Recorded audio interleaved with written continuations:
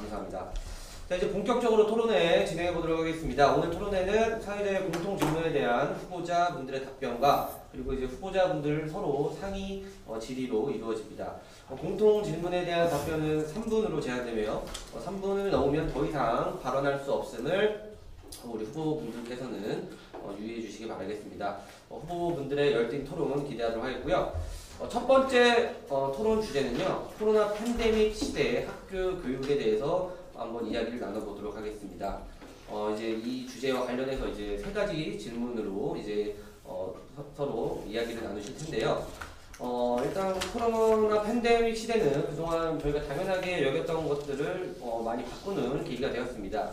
특히 학교는 가장 많은 변화를 강요당하는 곳이기도 했는데 학생들이 오지 않는 학교에서 좀 교사분들의 경우 그 직무가 좀 극적으로 많이 변화하는 것을 몸소 실감하기도 하셨던 것 같아요. 각 후보분들이 생각하시는 이제 코로나 팬데믹 시대에 올해 교육과정 운영과 그리고 이제 학교가 펼친 역할에 대해 총괄적인 평가를 해주시면 될 것 같습니다.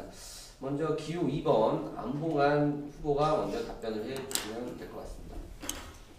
제가 모든 걸 다 먼저 하는 거 맞나요? 좀 제가 설명한 거 같아요. 네, 알겠습니다.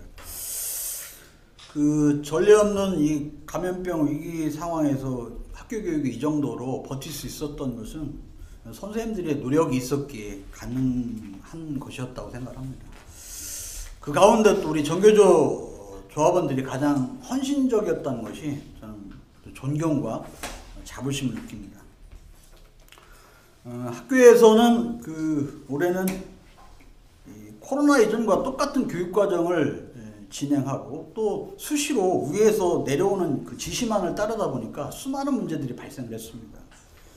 과도한 수업 일수 때문에 어려웠고요. 수업 실수 문제도 마찬가지였습니다. 특히 유치원 수업 일수 때문에 오랜 시간 혼란이 있었습니다. 무리한 창체를 강행하라고 하고 수행평가가 집중되는 그런 문제들도 있었고요. 특히 또 보건교사 같은 이제 특정한 교사들에게 업무가 이렇게 과중하게 부담되는 그런 문제들도 있었고, 그다음 2015 교육과정과 고교 선택 과목 다양화 때문에 과목이 많아지다 보니까 또 거기다가 EBS에 강좌가 없는 과목들을 수업 콘텐츠로 선생님들이 직접 제작하다 보니까 수업 부담이 굉장히 커졌습니다. 그 다음에 또 2학기에 또 대면 수업이 중요함에도 불구하고 2학기 때는 이제 쌍방향 원격 수업을 강조하다 보니까 거기에 대한 부담도 또 커졌습니다. 이 쌍방향, 실시간 쌍방향 수업은 콘텐츠 제공형 수업보다 여러 장점이 있긴 한데 개인정보 노출 문제라든가 출결 문제 등 이런 많은 문제들을 아직도 내포하고 있습니다. 이런 상황들을 거치면서 1년 동안 이제 지났는데요. 여전히 남아있는 해결 과제들이 많이 있습니다. 첫 번째는 온라인 학습이 이제 많이 이제 진행이 되다 보니까 많이 차이가 나는 학습 격차 문제를 어떻게 해결할 것인가. 그 다음에 교육부의 일방적인 지침에 따른 관료주의 행정을 어떻게 극복할 것인가. 또 하나는 학교 급식이나 초등 돌봄 문제에서 발생했듯이 학교의 역할과 학교 구성원들의 역할을 어떻게 조절해서 갈등을 해결해 나갈 것이냐. 이런 것들은 아직도 우리에게 남아있는 문제라고 생각을 하고요. 이것들은 개혁과 혁신의 주체로 우리 전교조 인천교육이 앞으로 해결해야 할 일이라고 생각을 합니다. 이상입니다. 네, 제한 시간 내에 다 발언을 해주셨고요. 일단 우리 안봉환 선생님께서는 학교 현장에서 이제 교사분들, 구성원들이 많이 부담이 있으셨는데, 그리고 이제 그 안에서 또 이제 학생들의 학습 격차, 관료적인 행정, 그리고 이제 학교 구성원들 역할 등에서의 갈등 이런 문제를 좀 해결하겠다 이렇게 말씀해 주신 것 같고요. 그리고 그 다음은 기호 1번 우리 하동엽 선생님의 말씀 들어보도록 하겠습니다. 네, 2020년에 저희들은 사상 초유의 코로나를 겪으면서 우리 정말 선생님들 헌신적이고 창의적이었습니다. 생전 처음 해보는 온라인 수업, 원격 수업, 줌이나 미트를 활용한 실시간 쌍방향 수업들을 전혀 두려워하지 않고 다 배워가면서, 그리고 수업 자료를 밤늦은 시간까지 만들고 그 다음에 동영상 찍어서 올리고 그 다음에 출결 관리 전화까지 하면서 정말 헌신적으로 했습니다. 그리고 원격 수업과 대면 수업을 병행하면서 2중 3중으로 할 일은 굉장히 많았지만 정말 수업 방식 새로운 것들도 연구하면서 이 정말 아이들을 위해서 최선을 다하고 있습니다. 그러나 이렇게 훌륭하신 교사들에 비해서 교육부의 대응은 한마디로 엉망진창이었습니다. 코로나로 등교일 수가 줄었습니다. 기존의 학사 일정과 교육 과정을 그대로 수행하는 것은 불가능합니다. 누구나 알고 있습니다. 그런데도 입시 일정에 쫓겨서 무리하게 학사 일정을 강행했고 억지로 교육 과정 이수를 어거지로 오게 넣었습니다. 그래서 이런 과정에서 심각한 문제들이 발생했습니다. 첫 번째로 심각한 학습 결손 현상입니다. 그래서 우리나라에서는 자동으로 학년이 그 다음으로 승급되고 있는데 지금 이러한 학습 결손을 장기간 방치하게 되면은 사실은 그 다음 단계의 학습을 도저히 수행할 수 없는 그런 불가능한 사태가 벌어질 것입니다.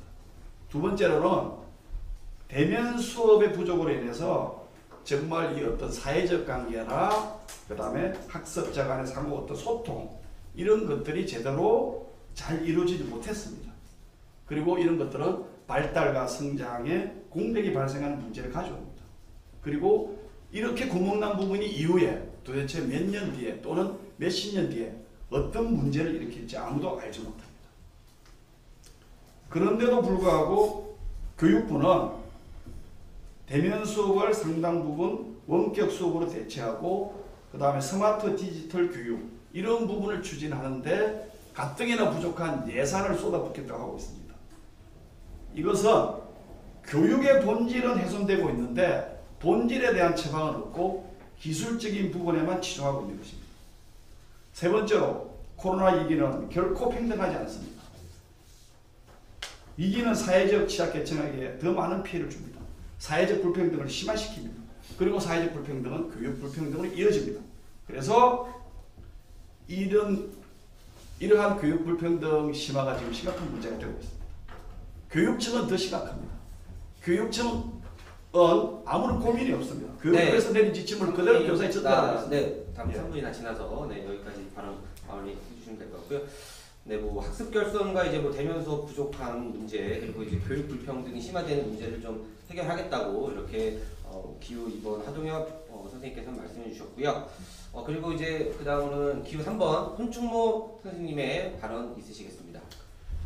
네, 2020년 지나간 시간들을 평가라 그러면 저는 4가지 단어 정도를 떠올리겠는데요. 당황스럽고 혼란스러운 시간이었다. 그럼 우리에게 필요한 건 뭘까? 우리는 앞으로 새로운 도전과 용기를 가져야 할 필요가 있겠다. 이렇게 단적으로 말씀을 좀 드리겠습니다. 아이들은 우울했고요. 선생님들은 훌륭했고 교육청과 교육당국은 무능했습니다. 학교는 어땠을까요? 아이들은 오고 갔지만 교육활동이 학교 공간에서 제대로 이루어지지 않았습니다. 원격 수업, 온라인 수업, 대면 수업이 부정기적으로 변해갔습니다. 일관성이 있을 수 없었죠. 학습에 어려움이 있을 수밖에 없었고요. 이러한 누적된 학습 결손은 가정의 돌봄을 받는 아이들의 경우와 그렇지 않은 경우의 편차가 극심하게 벌어졌습니다. 더구나 학습 결손의 문제를 넘어서서 가정의 돌봄을 받지 못하는 아이들의 경우 지독한 우울감과 상실감 속에서 어려움을 호소했습니다. 초등학교 저학년의 경우에도 자살을 생각한다고 하는 아이들의 답변이 늘어날 정도였습니다. 이런 상황에서 교육당국은 대학 입시를 위주로 하는 인지적 교육과정만 진행하는 것에 초점을 두었고 실질적으로 정서적 돌봄과 안전한 환경 속에서 아이들이 성장할 수 있는 것에는 초점을 맞추지 못했습니다. 이러한 교육당국의 문제에 대해서 단지 비판이나 비난의 정도가 아니라 실질적으로 새로운 대안을 제출할 것을 요청해야 하는 상황이 되고 있습니다. 더불어서 학교가 이렇게 돌봄이 필요한 아이들, 학습이 제대로 이루어지지 못하고 있는 영역, 그리고 코로나 상황에서 학교 교육의 가치가 어느 것이 중요한지에 대해서 전혀 판단하지 못하고 있는 게 현실이라는 것이 너무나 안타까운 현실입니다. 학교에서 지역 상황에 맞게 또는 교육청과 학교별 상황에 맞게 학교 자치가 가능하지 않은 현재의 구조와 시스템의 문제를 어떻게든 바꾸어내지 않으면 새로운 시기 던져진 교육의 문제를 해결하기는 어렵다고 생각합니다. 학급당 학생 수의 문제뿐만이 아니라 학교 공간의 문제, 지역사회와 함께하는 마을교육 공동체를 만드는 문제까지 나아가야 할 지점은 굉장히 많습니다. 더구나 대학 입시가 기승전으로 우리 학교 교육을 강제하고 있는 우리 현실에서 대학 입시 제도뿐만 아니라 대학 체제의 변경까지를 고려하는 전 사회적인 교육 시스템과 체제에 대한 합의가 이제 새롭게 시작해야 될 시점이라고 생각합니다.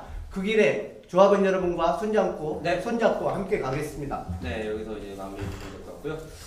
네, 손충범 선생님께서는 이제 뭐 코로나 상황에서도 학습 결손이 커지는데 대입 위주의 교육에만 초점이 맞춰져 있어서 이걸 좀 바꿔야 된다 이렇게 말씀해 주신 것 같습니다.